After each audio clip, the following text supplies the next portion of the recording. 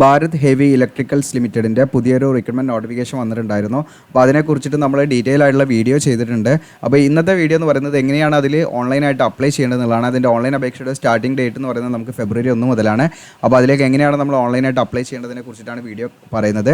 അപ്പോൾ ഓൾറെഡി നമ്മുടെ ചാനലിൽ നമ്മൾ BHELൻ്റെ അതായത് ഈ പറയുന്ന ഭാരത് ഹെവി ഇലക്ട്രിക്കൽസ് ലിമിറ്റഡിൻ്റെ നോട്ടിഫിക്കേഷൻ്റെ വീഡിയോ നമ്മൾ ചെയ്തിട്ടുണ്ട്. നമ്മുടെ ചാനലിൽ കയറി നിങ്ങൾക്ക് വീഡിയോ സെലക്ട് ചെയ്ത് കഴിഞ്ഞാൽ ഇവിടെ കാണാൻ പറ്റും. 5 ദിവസം മുൻപാണ് നമ്മൾ ആ വീഡിയോ ചെയ്തത്. 400 വേക്കൻസിയാണ് മെയിൽ ആൻഡ് ഫീമെയിൽ കാൻഡിഡേറ്റ്സിന് അപ്ലൈ ചെയ്യാം. ഡിപ്ലോമ ഒരു ഗ്രാജുവേഷനാണ് അതിലേക്കുള്ള ക്വാളിഫിക്കേഷൻ വരുന്നത്. പെർമനൻറ്റ് വേക്കൻസിയാണ്. സ്റ്റാർട്ടിങ്ങിൽ തന്നെ നിങ്ങൾക്ക് 60,000 മുകളിൽ സാലറി ലഭിക്കുന്ന പോസ്റ്റാണ്. അപ്പോൾ ഈ ഒരു വേക്കൻസിയിലേക്ക് നിങ്ങൾ അപ്ലൈ ചെയ്യാൻ താല്പര്യപ്പെടുന്നുണ്ടെങ്കിൽ നിങ്ങൾ മസ്റ്റായിട്ടും ഈ വീഡിയോ കാണുക. നിങ്ങൾ സ്ക്രീനിലൂടെ കാണുന്ന ഈ വീഡിയോ കാണുക. ഈ വീഡിയോ നിങ്ങൾക്ക് ഡയറക്റ്റായിട്ട് ലിങ്ക് നമ്മൾ വീഡിയോയുടെ ഡിസ്ക്രിപ്ഷനിൽ തരാം. അതായത് നമ്മുടെ അതുപോലെ ഐ ബട്ടണിലൊക്കെ തരാം. അപ്പോൾ നമ്മുടെ വീഡിയോയുടെ ഡിസ്ക്രിപ്ഷനിൽ ഞാൻ അപ്ലൈ ആവുന്നതുകൊണ്ട് ലിങ്ക് കൊടുക്കും. ആ ലിങ്കിൽ ക്ലിക്ക് ചെയ്താൽ നിങ്ങളുടെ ഈ ഒരു പേജിലേക്കായിരിക്കും വരിക. അത് BHEL engineer trainee and supervisor trainee എന്ന് പറയുന്ന പോസ്റ്റിലേക്ക്. ഇതിൻ്റെ സിലബസ് കാര്യങ്ങളൊക്കെ ഞാൻ തരാം.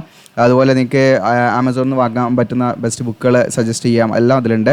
അപ്പോൾ ഈ ഒരു പേജിൽ വന്നത് നമ്മുടെ വെബ്സൈറ്റാണ്. താഴോട്ട് സ്ക്രോൾ ഡൗൺ ചെയ്യുക. ഇമ്പോർട്ടൻറ്റ് ഡീറ്റെയിൽസ് ഒക്കെ ഇതിൽ കൊടുത്തിട്ടുണ്ട്. 400 വേക്കൻസിയാണ് വന്നിരിക്കുന്നത്. ഇതിൻ്റെ പേ സ്കെയിലൂടെ നിങ്ങൾക്ക് കാണാം. ലാസ്റ്റ് ഡേറ്റ് ഓൺലൈൻ അപേക്ഷയുടെ ലാസ്റ്റ് ഡേറ്റ് എന്ന് പറയുന്നത് നിങ്ങൾക്ക് ഫെബ്രുവരി 28 വരെ ഇതിലേക്ക് അപ്ലൈ ചെയ്യാവുന്നതാണ്. അപേക്ഷ ഫീസ് 300 രൂപയാണ് വരുന്നത്. ഇനി അതിൻ്റെ എലിജിബിലിറ്റി കാര്യങ്ങളും ഏജ് ലിമിറ്റും കാര്യങ്ങളൊക്കെ ഇതിലേക്ക് കൊടുത്തിട്ടുണ്ട്. ഇനി അതോടൊപ്പം തന്നെ ഏറ്റവും താഴെ നിങ്ങൾക്ക് കാണാം ഇമ്പോർട്ടൻറ്റ് ലിങ്ക്സ്. അതിന് മുകളിലായിട്ട് നിങ്ങൾക്ക് BHEL എഞ്ചിനീയർ എക്സിക്യൂട്ടീവ് ട്രെയിനീസിൻ്റെ ബുക്ക് നിങ്ങൾക്ക് സെൽഫ് പ്രിപ്പറേഷന് വേണ്ടിയിട്ട് സജസ്റ്റ് ചെയ്യുന്ന ബുക്കുകൾ ഇവിടെ ഉണ്ട്. ഇതിൽ നിങ്ങൾക്ക് ക്ലിക്ക് ചെയ്ത് ആമസോണിൽ അത് നിങ്ങൾക്ക് വാങ്ങാവുന്നതാണ്. ഇനി വാങ്ങിയിട്ട് നിങ്ങൾ സാറ്റിസ്ഫൈഡ് അല്ലെങ്കിൽ നിങ്ങൾക്ക് അതിൽ റിട്ടേൺ പോളിസി പ്രകാരം അത് റിട്ടേൺ ചെയ്യാൻ അങ്ങനെയുള്ള കാര്യങ്ങളൊക്കെ നോക്കിയിട്ട് ചെയ്യാവുന്നതാണ്. ഇനി ഇവിടെ ഇമ്പോർട്ടൻറ്റ് ലിങ്ക്സ് ആണ് ഇവിടെ കാണാം. നിങ്ങൾക്ക് അതിൽ നോട്ടിഫിക്കേഷൻ നിങ്ങൾക്ക് ഈ പറയുന്ന നമ്മുടെ റിക്രൂട്ട്മെൻറ്റിൻ്റെ നോട്ടിഫിക്കേഷനാണ് ഈ കാണുന്നത്. നിങ്ങൾക്ക് സ്ക്രീനിലൂടെ കാണാൻ പറ്റും. ഓക്കെ, അതായത് നമുക്ക് ഈ പറയുന്ന എഞ്ചിനീയർ ട്രെയിനി എന്ന് പറയുന്ന പോസ്റ്റ് 150ഉം 250 പോസ്റ്റ് സൂപ്പർവൈസർ ട്രെയിനി എന്ന് പറയുന്ന പോസ്റ്റാണ്.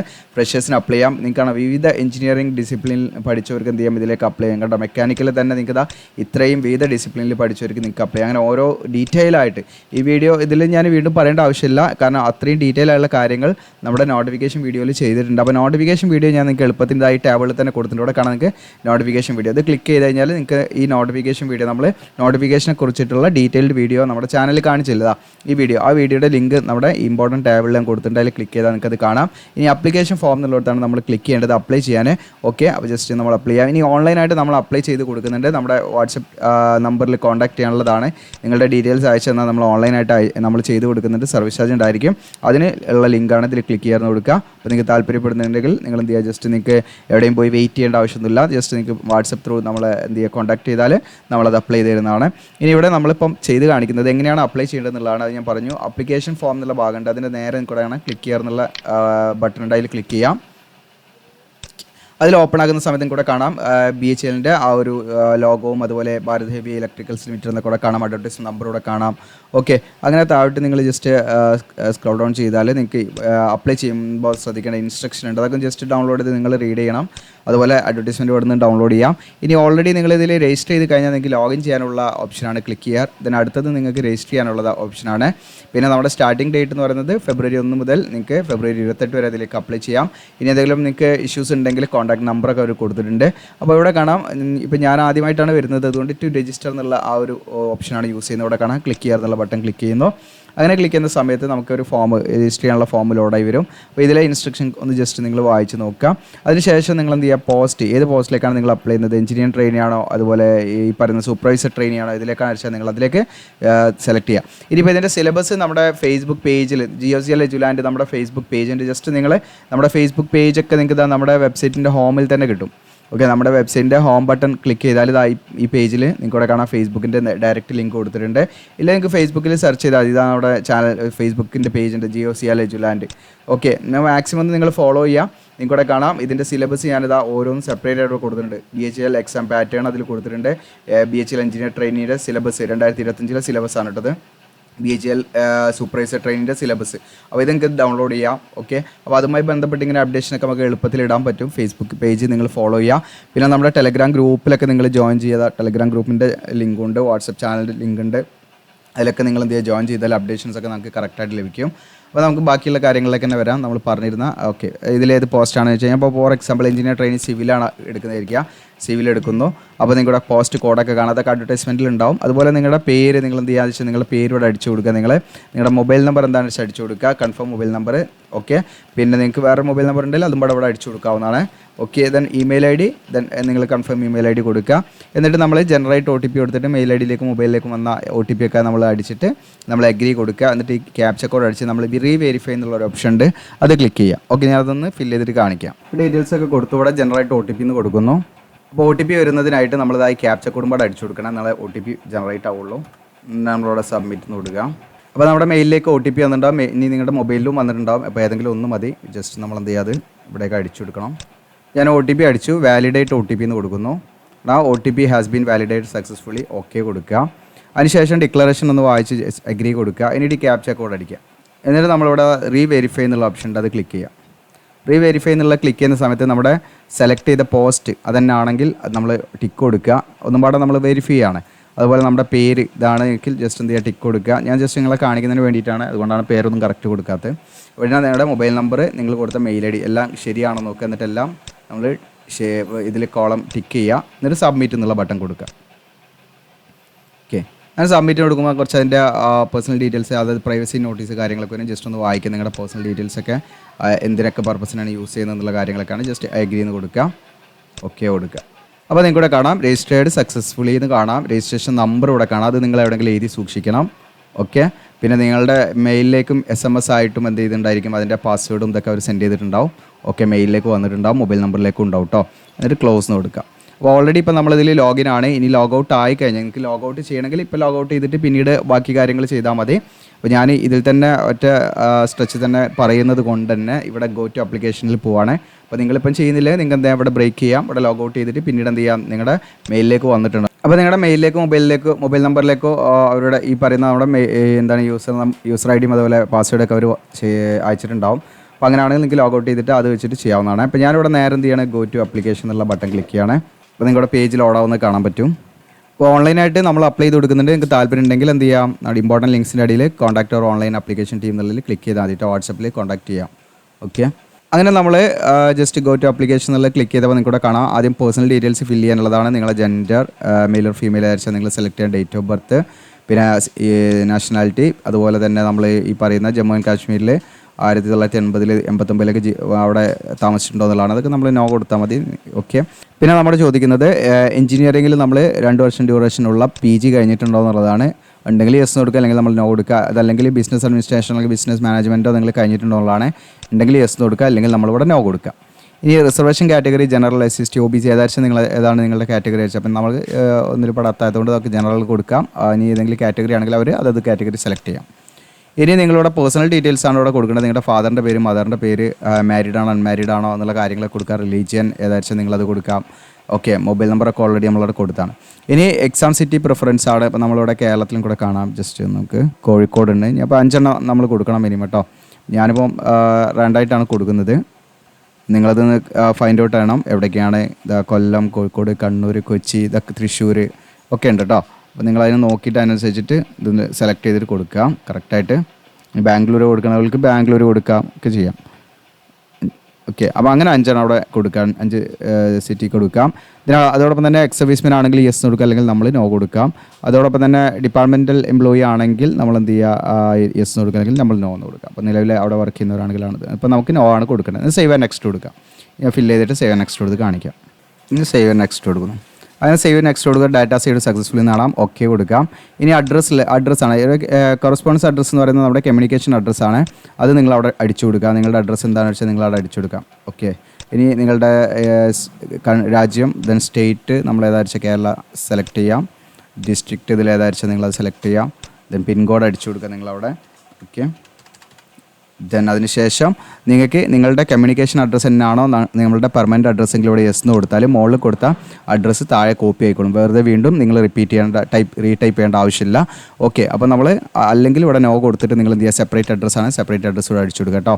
ഓക്കെ, ചിലർക്ക് പെർമനൻറ്റ് അഡ്രസ്സ് വേറെ ആയിരിക്കും, നിങ്ങളെ കമ്മ്യൂണിക്കേഷൻ അഡ്രസ്സ് വേറെ ആയിരിക്കും. കാരണം പെർമനൻറ്റ് അഡ്രസ്സിലായിരിക്കില്ല നമ്മൾ താമസിക്കുന്നത്, വേറെ എവിടെയെങ്കിലും വീട് വാടകയ്ക്കോ അങ്ങനെയൊക്കെ താമസിക്കുകയാണെങ്കിൽ അതാണ് അവരുടെ കമ്മ്യൂണിക്കേഷൻ അഡ്രസ്സ്. അപ്പോൾ അതാണ് അവിടെ കൊടുക്കേണ്ടത്.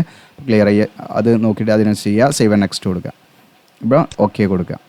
അതിനുശേഷം നമ്മുടെ എഡ്യൂക്കേഷൻ ഡീറ്റെയിൽസ് ആണ് നമ്മൾ കൊടുക്കേണ്ടത്. 10ാം ക്ലാസ്സിൻ്റെ ഡീറ്റെയിൽസ് മുതൽ അങ്ങോട്ട് ഫില്ല് ചെയ്യണം നിങ്ങൾ.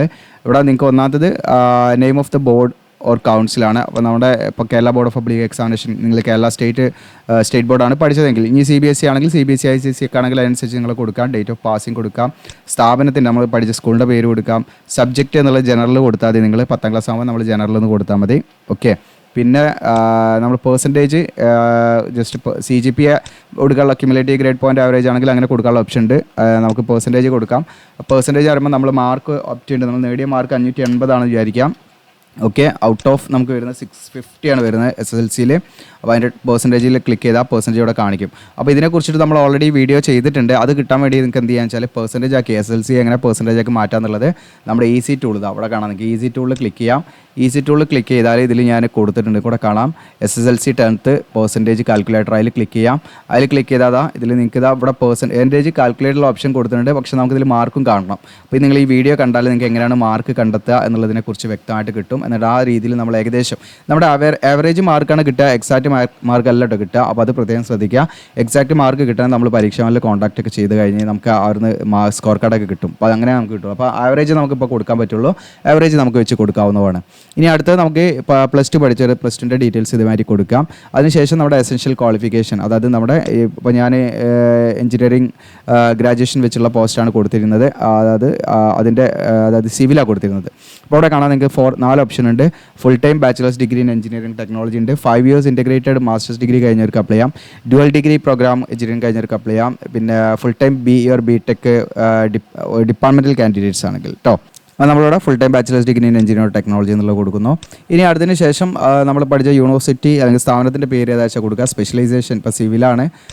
സിവിലിൽ തന്നെ നമുക്ക് അതിൻ്റെ സബ് ഡിസിപ്ലിൻസ് അല്ലെങ്കിൽ അതിന് ഈക്വലൻ്റ് ആയ ഡിസിപ്ലിൻസ് ഇവിടെ ഉണ്ട്. ഇത് കഴിഞ്ഞവർക്കും ഇതിലേക്ക് അപ്ലൈ ആവുന്നതാണ് കേട്ടോ. ഓക്കെ. അപ്പോൾ അത് ആ ഓപ്ഷൻസ് നമുക്കിവിടെ ഡ്രോപ്പ് ഡൗൺ മെനുവിൽ നമുക്ക് ഏതെങ്കിലും സെലക്ട് ചെയ്യാം. നിങ്ങൾ ഏതാ കഴിഞ്ഞ വെച്ചാൽ അനുസരിച്ച് സെലക്ട് ചെയ്യാം. അപ്പോൾ അതൊക്കെ നമ്മുടെ നോട്ടിഫിക്കേഷൻ വീഡിയോയിൽ ഞാൻ പറയുന്നുണ്ട്. ഡേറ്റ് ഓഫ് പാസിംഗ് കൊടുക്കാം. സെലക്ട് നിങ്ങളുടെ എന്താണ് സർട്ടിഫിക്കറ്റ് CGPA ആണെങ്കിൽ നിങ്ങൾ CGPA അവിടെ സെലക്ട് ചെയ്താൽ മതി കേട്ടോ. ഓക്കെ. CGPA സെലക്ട് ചെയ്താൽ നിങ്ങൾ നേടിയ CGPA നിങ്ങൾക്ക് ഫോർ എക്സാമ്പിൾ 6.7 ആണെന്ന് വിചാരിക്കുക നിങ്ങൾ നേടിയത്. ടോട്ടൽ CGPA 10 ആയിരിക്കും അധികം സ്കെയിൽ വരിക.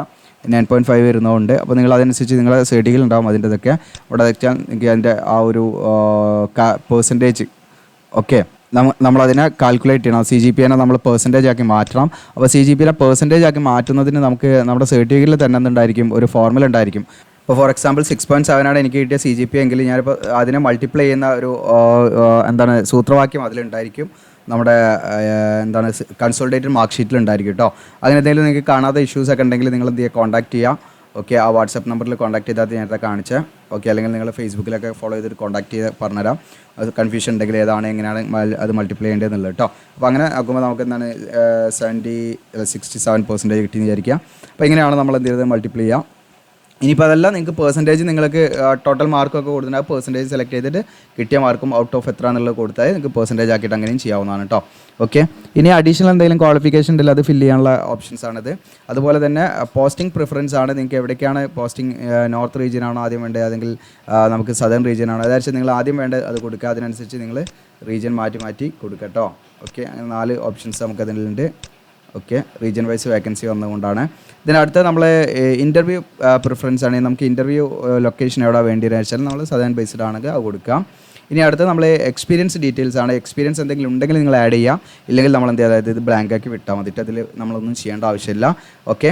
ഇനി നിങ്ങൾക്ക് അഡീഷണൽ എക്സ്പീരിയൻസ് ആഡ് ചെയ്യണമെങ്കിൽ ആഡ് ന്യൂ റോ എന്നുള്ള ക്ലിക്ക് ചെയ്താൽ വീണ്ടും ആഡ് ചെയ്യാനുള്ള ഓപ്ഷൻസും ഉണ്ട്. ഓക്കെ. ഇനി സേവ് ആൻഡ് നെക്സ്റ്റ് കൊടുത്ത് കാണിക്കാം. ഞാൻ ഡീറ്റെയിൽസ് ഒക്കെ ഫില്ല് ചെയ്തോടെ സേവ് ആൻഡ് നെക്സ്റ്റ് കൊടുക്കുന്നു. അപ്പോൾ നിങ്ങൾക്ക് കാണാം ഡാറ്റ സേവ്ഡ് സക്സസ്ഫുള്ളി എന്ന് കാണാം. ഓക്കെ കൊടുക്കാം. ഇനി നമ്മൾ എന്ത് ചെയ്യണം, ഡീറ്റെയിൽസ് ഒക്കെ അതിലേക്ക് അപ്ലോഡ് ചെയ്യണം. ആ മീൻസ് നമ്മുടെ ഡോക്യുമെൻറ്റ്സ് ഒക്കെ അപ്ലോഡ് ചെയ്യണം. അതിൽ അപ്ലോഡ് ചെയ്യേണ്ട ആദ്യത്തെ സാധനം കൂടെ കാണാം, scanned copy of recent password ഫോട്ടോഗ്രാഫാണ്. അപ്പോൾ ഈ ഐ ബട്ടണിൽ ജസ്റ്റ് ഒന്ന് നിങ്ങൾ ടച്ച് ചെയ്താൽ നിങ്ങൾക്ക് അതിൻ്റെ ഫയൽ സൈസ്, ഡയമെൻഷനും എത്ര KB വരെ അത് അലോ ചെയ്യുന്നുള്ള കാര്യങ്ങളൊക്കെ പറയുന്നുണ്ട്. ഓക്കെ. അപ്പോൾ 100 and 200 KB ഇടയിലായിരിക്കണം ഫയൽ സൈസ് വരേണ്ടത്. പിന്നെ അതുപോലെ 200 DPI വേണം എന്നുള്ള കാര്യങ്ങളൊക്കെ പറയുന്നുണ്ട്. അതുപോലെ തന്നെ അതിൻ്റെ ഡയമെൻഷൻ വരുന്നത് 3.5 cm to 4.5 cm ആയിരിക്കണം. അപ്പോൾ ആ ഒരു രീതിയിൽ നമ്മളൊരു പാസ്വേഡ് ഫോട്ടോഗ്രാഫ് നമ്മളിതിൽ അപ്ലോഡ് ചെയ്യണം കേട്ടോ. അപ്പോൾ അതിന് നമ്മളിവിടെ ക്ലിക്ക് ചെയ്യാം, അപ്ലോഡ് എന്നുള്ള ബട്ടൺ ക്ലിക്ക് ചെയ്യാം. ഇപ്പോൾ ഇവിടെയും കാണിക്കും നിങ്ങൾക്ക് ഇതാ ജസ്റ്റ് അപ്ലോഡ് എന്നുള്ള ക്ലിക്ക് ചെയ്താൽ നമ്മളിതിൽ ജസ്റ്റ് ഇതാ ക്ലിക്ക് ചെയ്യാം ടു അപ്ലോഡ് എന്നുള്ള ക്ലിക്ക് ചെയ്താൽ അതിൻ്റെ ഇൻസ്ട്രക്ഷൻ കാണിക്കും. 100 KB 200 KB ആയിരിക്കണം. 200 DPI വേണം. പിന്നെ 3.5 × 4.5 ആയിരിക്കണം അതിൻ്റെ ഡയമെൻഷൻ വേണ്ടത്. അപ്പോൾ നമ്മളിവിടെ ഡ്രോപ്പ് ഫയൽ എന്നുള്ള അതിൽ ക്ലിക്ക് ചെയ്യാം. ഞാനിതിൽ ഓൾറെഡി സെറ്റ് ചെയ്ത് വെച്ചതുണ്ടോ നോക്കട്ടെ, അല്ലെങ്കിൽ ഞാൻ സെറ്റ് ചെയ്ത് കാണിച്ചു തരാം നിങ്ങൾക്ക് എങ്ങനെയാണ് സെറ്റ് ചെയ്യേണ്ടതെന്നുള്ളത്. ഓക്കെ, ഇതിൽ ജസ്റ്റ് നോക്കട്ടെ. ആ ഒരു ഫയൽ സൈസിൽ ഉണ്ടാവാൻ സാധ്യത കുറവാണ്, ഇതിൽ സെറ്റ് ചെയ്യേണ്ടി വരും. അപ്പോൾ നമ്മൾ ഫയൽ ഒന്ന് സെറ്റ് ചെയ്യുന്നതിന് വേണ്ടി നമ്മുടെ വെബ്സൈറ്റിൽ തന്നെ ഈസി ടൂളിൽ തന്നെ നിങ്ങൾക്ക് കാണാം ഇവിടെ ഫോട്ടോ എഡിറ്റർ എന്ന് പറഞ്ഞൊരു ഓപ്ഷൻ ഉണ്ട്, അതിൽ ക്ലിക്ക് ചെയ്യാം. ആ ഫോട്ടോ എഡിറ്റർ 3 ടൂൾ ഉണ്ട്, അതിൽ നിങ്ങൾ ഓരോന്നും ട്രൈ ചെയ്തിട്ടൊക്കെ നോക്കുക കേട്ടോ. ഫോട്ടോ എഡിറ്ററിൽ നിങ്ങൾക്കിവിടെ സെലക്ട് ഫയൽ കൊടുക്കാം. ഞാൻ അപ്പോൾ ഇതിന്നൊരു ഫയൽ എടുത്ത് കാണിക്കാം എക്സാമ്പിൾ. അപ്പോൾ നമ്മൾ ഇവിടെ ഇപ്പോൾ 3.5 സെൻറ്റിമീറ്റർ × 4.5 സെൻറ്റിമീറ്റർ ആണ് ഇവിടെ പറയുന്നത് ഡയമെൻഷൻ. അതിനാണ് നമ്മൾ പിക്സലിലേക്ക് കൺവേർട്ട് ചെയ്തപ്പോൾ നമുക്ക് കിട്ടിയാൽ കാണിക്കാം. ജസ്റ്റ് ഇവിടെ നമ്മളിവിടെ അടിച്ചു കൊടുക്കേണ്ടത് വിഡ്ത്ത് എന്ന് പറയുന്നത് നമുക്ക് 275 ഇത് നമ്മൾ 200 dpi പറയുന്നത്. 275.6 നമുക്ക് കിട്ടിയത് കൺവേർട്ട് ചെയ്ത് നോക്കിയപ്പോൾ. ഇതിന് അടുത്തത് അതിൻ്റെ ഹൈറ്റ് വേണ്ടത് നമുക്ക് 4.5 ആയതുകൊണ്ട് നമ്മളതിൻ്റെ 354 പിക്സലായിരുന്നു, 354. ഓക്കെ, എന്നിട്ട് ഇവിടെ കാണാം നിങ്ങൾക്ക് DPI ./inch എന്നുള്ളതാണ് DPI ഉദ്ദേശിക്കുന്നത്. അവിടെ കാണാം DPI. ആ DPIയിൽ നമ്മൾ എന്ത് ചെയ്യുക, ജസ്റ്റ് 200 ആക്കുക. 200 ആക്കുക കേട്ടോ.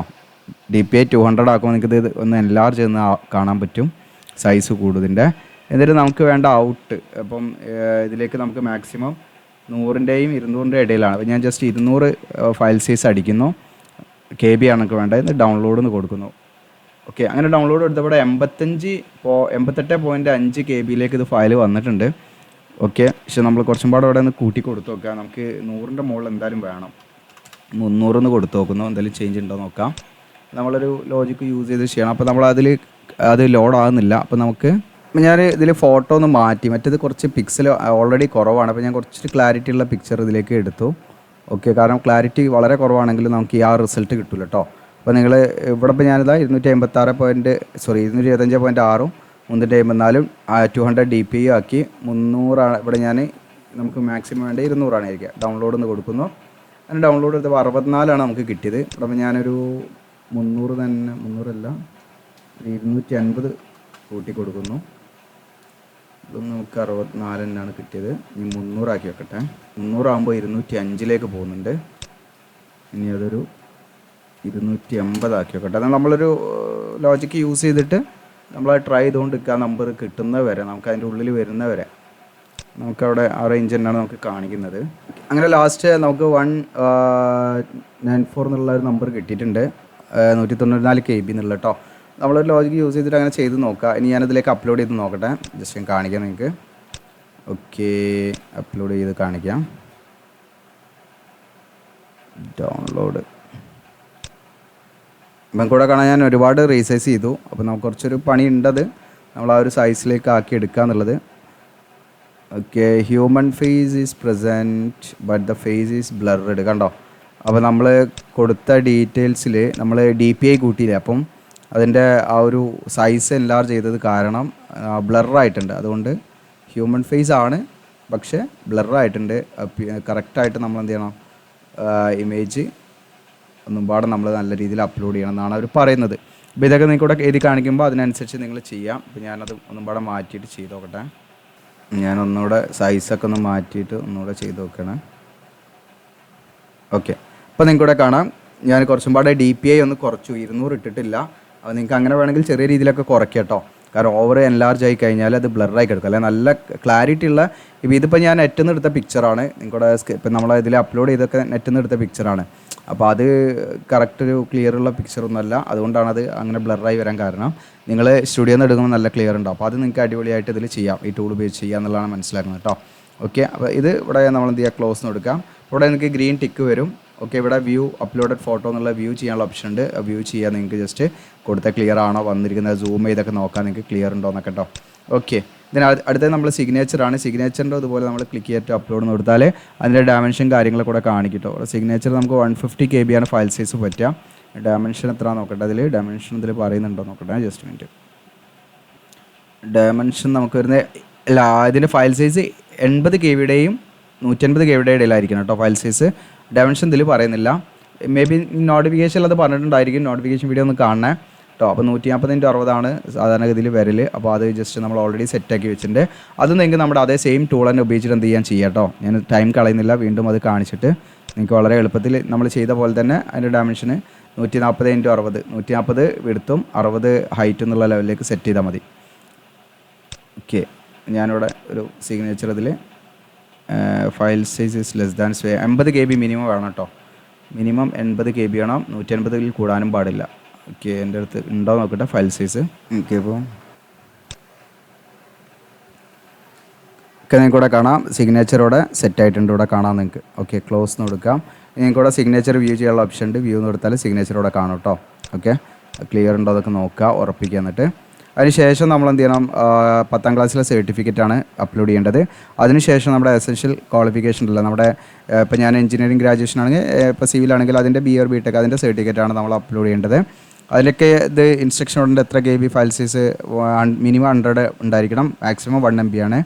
ഓക്കെ, പിന്നെ നമ്മൾ ഈ പറയുന്ന CGPA നമ്മൾ കൊടുത്തോണ്ട്, ഞാനിപ്പോൾ CGPA ആണല്ലോ അതിൽ കൊടുത്തത്, അതുകൊണ്ട് എനിക്ക് എന്ത് ചെയ്യണം, CGPA കൺവേർഷൻ സർട്ടിഫിക്കറ്റ് ഇതിൽ അപ്ലോഡ് ചെയ്യണം.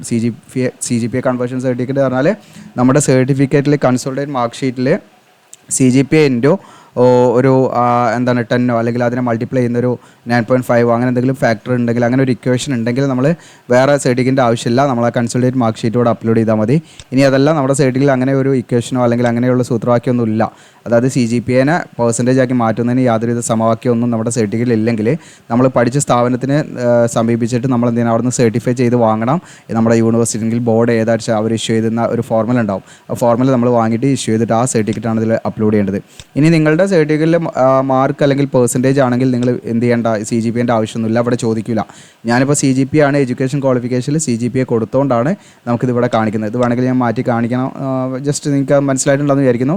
ഓക്കെ, ഇപ്പോൾ നമ്മുടെ ക്വാളിഫിക്കേഷൻ ഡീറ്റെയിൽസിൽ ജസ്റ്റ് ക്ലിക്ക് ചെയ്യാൻ, ജസ്റ്റ് വേണമെങ്കിൽ അതിന് മാറ്റി കാണിക്കാം, നിങ്ങൾക്ക് പെർസെൻറ്റേജ് കൊടുത്തിട്ട് കാണിക്കും. ഇവിടെ CGPA എന്നുള്ളത് ഞാൻ പെർസെൻറ്റേജ് ആക്കി കൊടുക്കുന്നു. പെർസെൻറ്റേജ് മാർക്ക് ഒബ്റ്റൈൻഡ്, ഇപ്പം ഫോർ എക്സാമ്പിൾ ഞാൻ വെറുതെ ഒരു നമ്പർ കൊടുക്കണം, 500 നമുക്ക് കിട്ടിയിരിക്കുന്നത് 800 വിചാരിക്കുക. ഇവിടെ പെർസെൻറ്റേജ് ഇവിടെ കാണിക്കും. എന്നിട്ട് ഇനി ഇവിടെ സേവ് എന്ന് കൊടുത്ത് കാണിക്കുക ഞാൻ. ഓക്കെ, ഇപ്പോൾ സേവ്ഡ് സക്സസ്ഫുള്ളി എന്നാണ്. അടുത്തത് ഡോക്യുമെൻറ്റ് വെരിഫിക്കേഷനിൽ ഡോക്യുമെൻറ്റ് അപ്ലോഡ് ചെയ്യുന്നതിൽ നിങ്ങൾക്കിവിടെ കാണാൻ പറ്റും. ജസ്റ്റ് ഓക്കെ, നമ്മുടെ എസെൻഷ്യൽ ക്വാളിഫിക്കേഷൻ്റെ സർട്ടിഫിക്കറ്റ്, അത് കഴിഞ്ഞിട്ട് വേറെ അഡീഷണൽ എന്തെങ്കിലും ഉണ്ടെങ്കിൽ സർട്ടിഫിക്കറ്റ് അപ്ലോഡ് ചെയ്താൽ മതി. ഇവിടെ CGPAൻ്റെ ഇവിടെ ഇപ്പോൾ കാണുന്നില്ല. ഓക്കെ, ഇപ്പോൾ CGPA കൊടുത്തത് കൊണ്ടാണ് CGPAയുടെ സർട്ടിഫിക്കറ്റ് ചോദിക്കുന്നത്. CGPA ആക്കിയതിൻ്റെ നമ്മൾ വെറുതെ പെർസെൻറ്റേജ് കൊടുത്താൽ പോരാ. ഞാൻ പറഞ്ഞത് നിങ്ങൾക്ക് മനസ്സിലായിട്ടുണ്ടാകുന്ന വിചാരിക്കുന്നു. ഇവിടെ ക്വാളിഫിക്കേഷനിൽ നമ്മൾ എസെൻഷ്യൽ ക്വാളിഫിക്കേഷൻ ഉണ്ടല്ലോ. ഓക്കെ, എസെൻഷ്യൽ ക്വാളിഫിക്കേഷനിൽ നമ്മളിവിടെ പെർസെൻറ്റേജ് എന്നുള്ളിടത്തോടെ CGPA എന്ന് നിങ്ങൾ കൊടുത്താൽ നിങ്ങൾക്ക് ഇവിടെ CGPA ഡീറ്റെയിൽസ് ആണ് നമ്മൾ കൊടുക്കേണ്ടത്. നമ്മൾ നേടിയ CGPA എത്രയാണ്, പോയിൻ്റ് എത്രയാണ് വെച്ചാൽ അത് ടോട്ടൽ CGPA എത്രയാണ് കൊടുക്കണം. എന്നിട്ട് നമ്മൾ അതിന് പെർസെൻറ്റേജ് നമ്മൾ CGPAനെ പെർസെൻറ്റേജ് കൺവേർട്ട് ചെയ്ത് നമ്മൾ പെർസെൻറ്റേജ് ഇവിടെ കൊടുക്കണം മാനുവലായിട്ട്.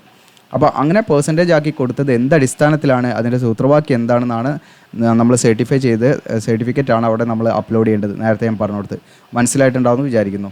ഓക്കെ, അപ്പോൾ ഇവിടെ ഇനി നമ്മൾ ഈ പറയുന്ന സർട്ടിഫിക്കറ്റ് കാര്യങ്ങളൊക്കെ നമ്മൾ എന്ത് ചെയ്യണം, ഇവിടെ അപ്ലോഡ് ചെയ്യണം. അത്രയേ ഉള്ളൂ. വേറെ എന്തെങ്കിലും അഡീഷണൽ ഉണ്ടെങ്കിൽ നിങ്ങൾക്ക് ഇവിടെ അപ്ലോഡ് ചെയ്യാം. പിന്നെ ഇതിൻ്റെ അപ്ലിക്കബിൾ രജിസ്ട്രേഷൻ ഫീ ആണ് ഇവിടെ നിങ്ങൾക്ക് കാണാം, 1072 രൂപയാണ്. GST അടക്കമായിരിക്കും എമൗണ്ട് വരുന്നത് കേട്ടോ. ഓക്കെ, അപ്ലിക്കേഷൻ രജിസ്ട്രേഷൻ ഫീ വരുന്നത്.